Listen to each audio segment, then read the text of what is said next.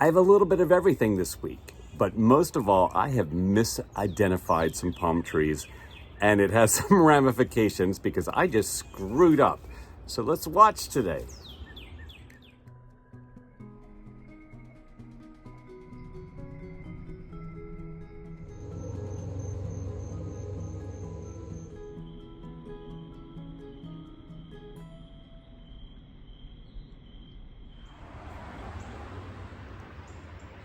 Hi everyone, it's Tim. It's a beautiful, beautiful spring day out here. It's really warm. I'm really happy that winter seems to have disappeared. It's just hard to believe 2 weeks ago there was snow and now it is like full on spring with flowers and everything. Today, I'm gonna just take you through some of the things that happened in the garden. It's always crazy stuff. Misidentifying some palms, showing the final structures going away, some Musa Basjoo, some seedlings, a little bit of everything. So I hope you enjoy it today, and thank you so much for watching. Please like and subscribe. Not everybody does that, but it really helps. So please do it. I'm on the final countdown of my last 2 palms to uncover for the season.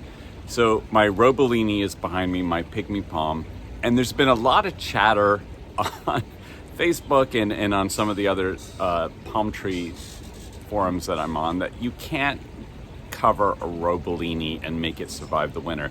This thing has been out here for I think 4 or 5 winters, and I treat it like my other palms. So I don't know, maybe I got a special one. I would love to hear what people say, because when I got it, I felt the same way. As like, why did I get this? I'm never going to be able to get it through the winter, and it sailed through just fine.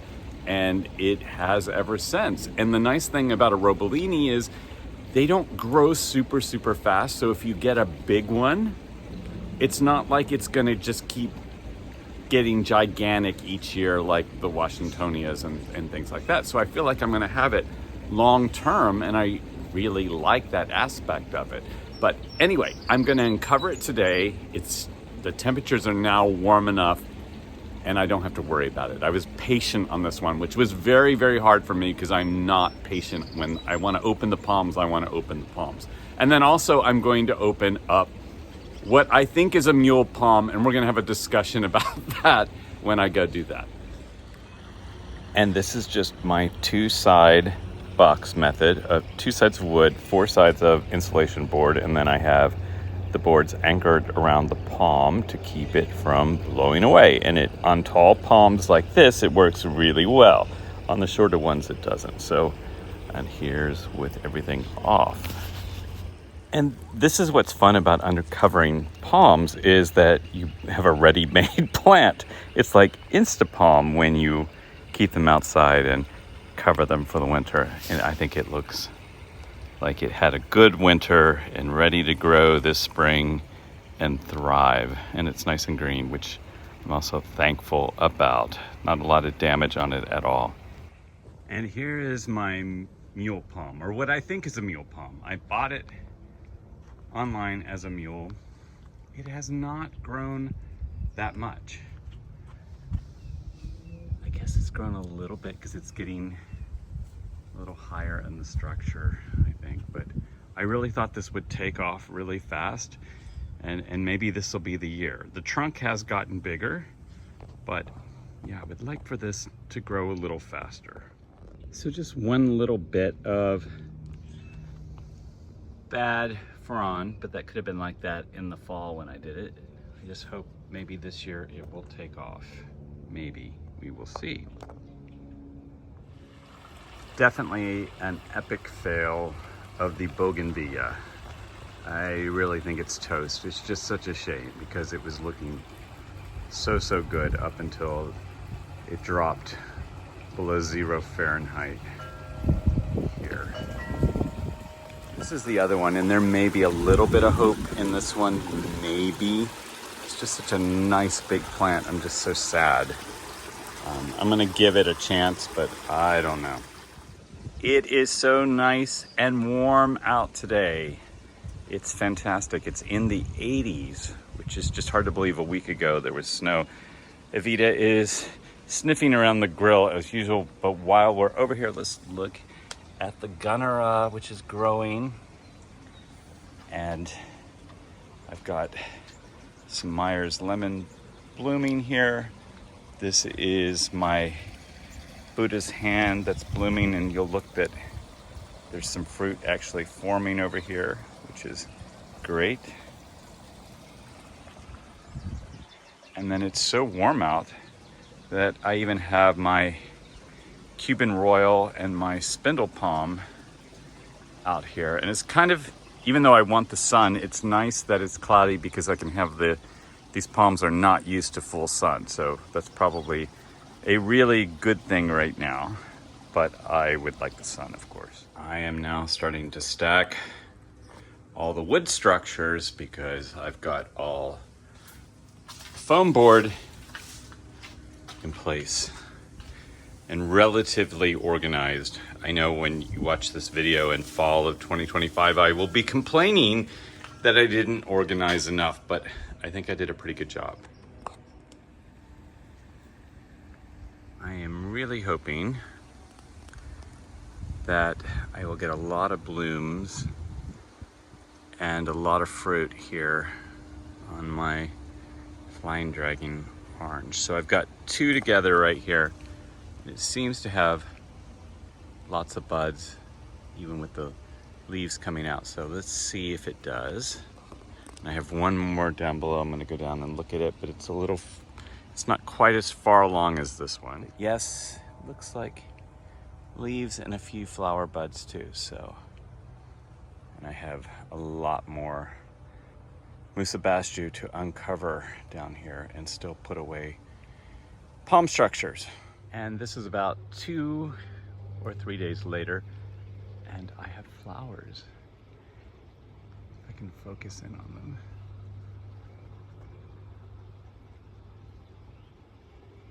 But hopefully this will mean a lot of fruit.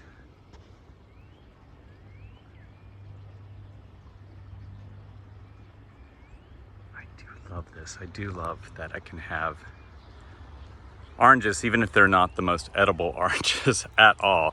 But it's just really nice that you can have some kind of fruit here, tropical fruit in New York, without covering or doing anything to it.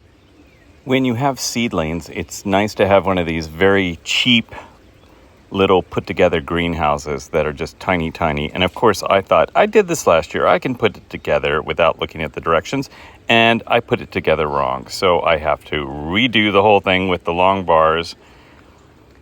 And now it looks the way it should, but maybe I should start reading directions rather than wasting time. But here I've got it all set up. I've got my seedlings in there, and that's great because just that little bit of plastic keeps them warmer and protects them from the sun a little bit. So I go to move my baby palm trees inside, and I'm like, how did that rock get in there? It's some kind of frog or toad. So anyway, it's going outside. Poor little guy. I'm at my friend Paul's house, and he has this magnificent magnolia that is just so gigantic.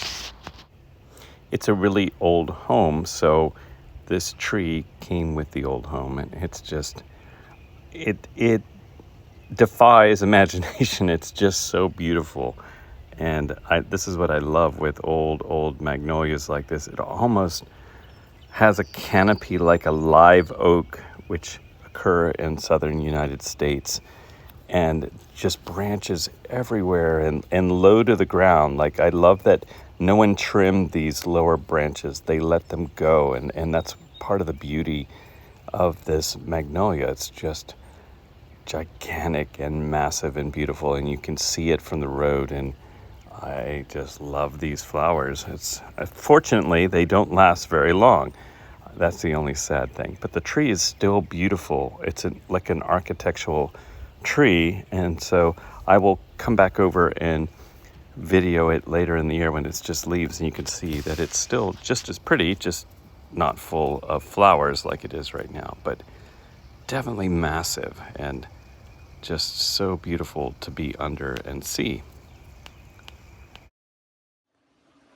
I I still don't have everything out from the house. I'm trying really hard. So this is the deck up here filled with palm trees and stuff. And I did pull out my bottle palm, which, to show you, I've had this, I think 4 or 5 years. I got it in New Jersey, and it looks sad, and I felt it needed to come home with me.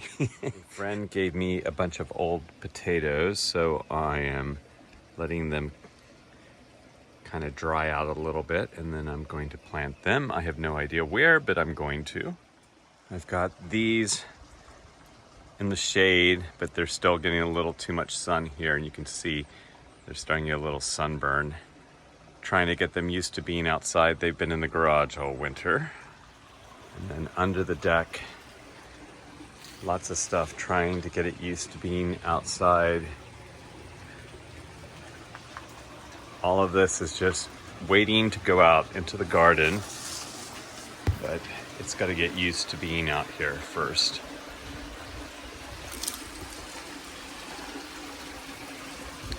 And there's still more inside. And I know this is a shock, but I do have normal flowers in the front yard, even though you can see the agaves, which are not quite normal, but I do have normal stuff in my garden. And the azaleas are looking really beautiful right now, and the deer are leaving them alone, which I'm very happy about. But I'm also digging a hole, you saw it, for my agave, and this flowering weeping cherry is really, really pretty, even though it's a little close to the house.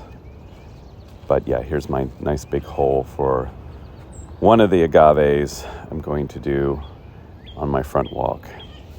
And inside, each night I bring in my seedlings so they stay warm at night, and then I put them back out in the greenhouse during the day, the little baby greenhouse, not a real greenhouse, which I would love to have. This is actually a public service announcement here, because I have a lot of my plants outside, trying to get used to the weather, and it's cloudy today, which is great so that they don't get sunburned. But I noticed in my bottle palm, I have 2 baby palms coming up.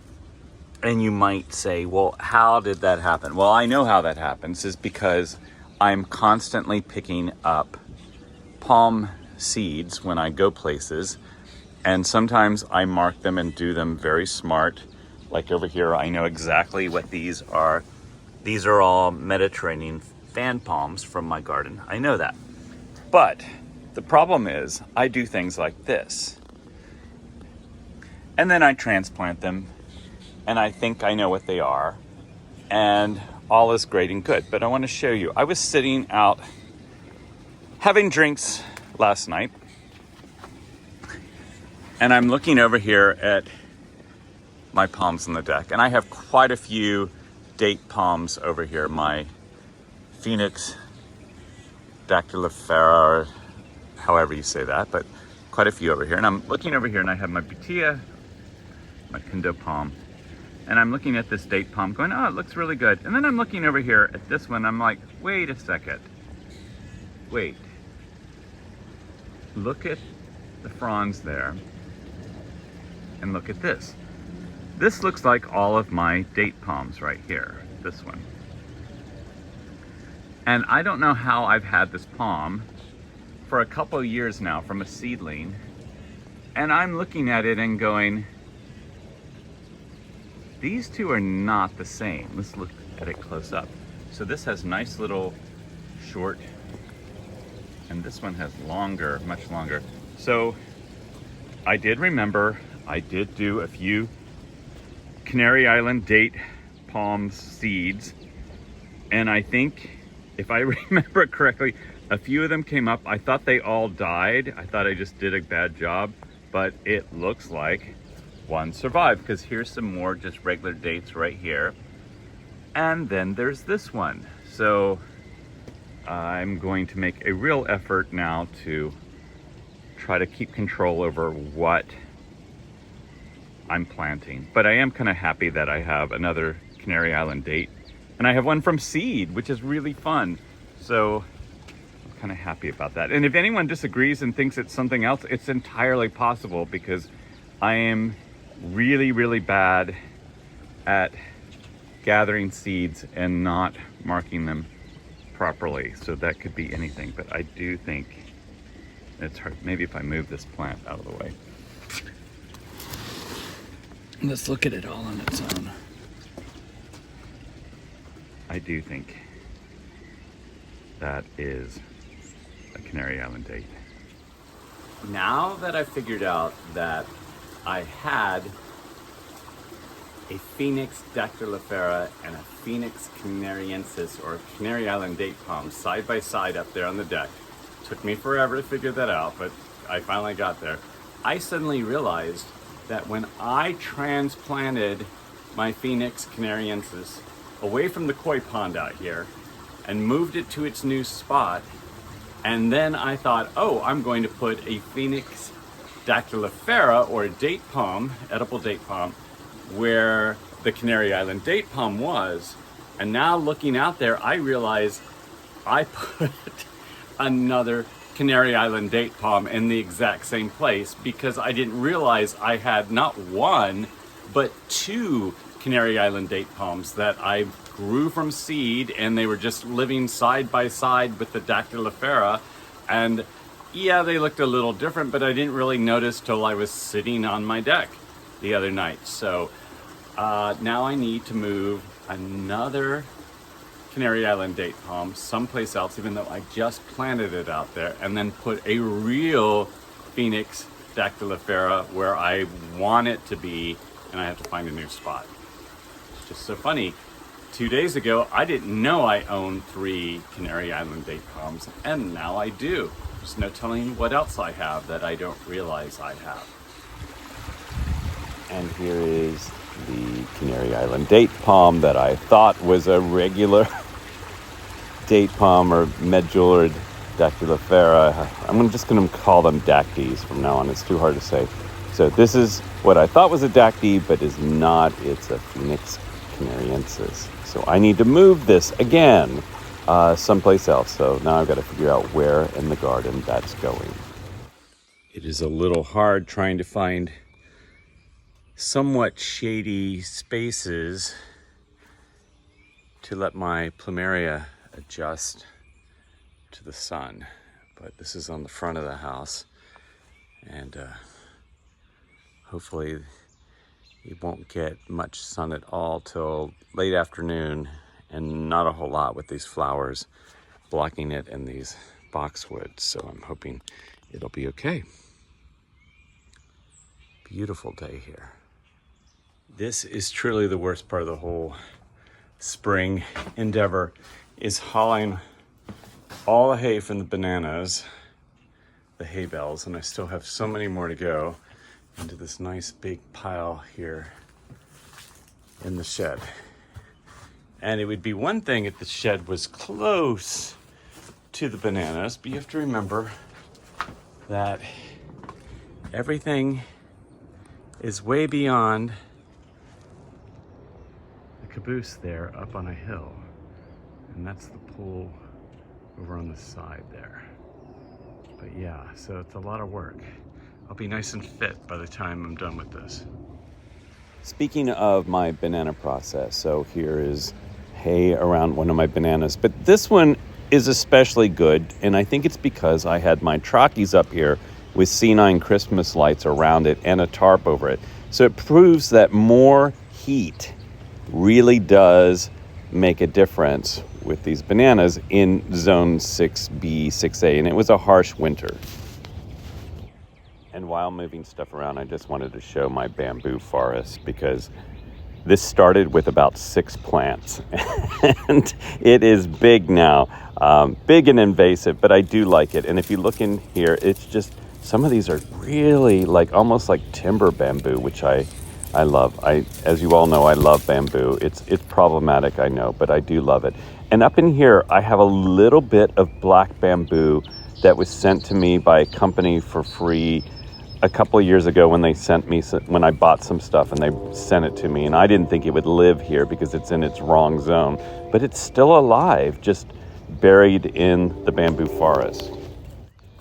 And here's some Musa Basjoo that basically died to the ground, and it dies to the ground almost every year here. No matter how much I cover it, no matter how much protection, it does. But then it comes back, and I'm going to show you in June, July, how big these bananas get, even though these are kind of mushy at the top and not doing a whole lot at all, unlike the other bananas up by the house. And thanks for watching, everyone. I really appreciate it. Please like and subscribe. And I'm going to Florida next week, so I'm hoping to record a couple of gardens in and around the area I'm going for business. So I will see you then.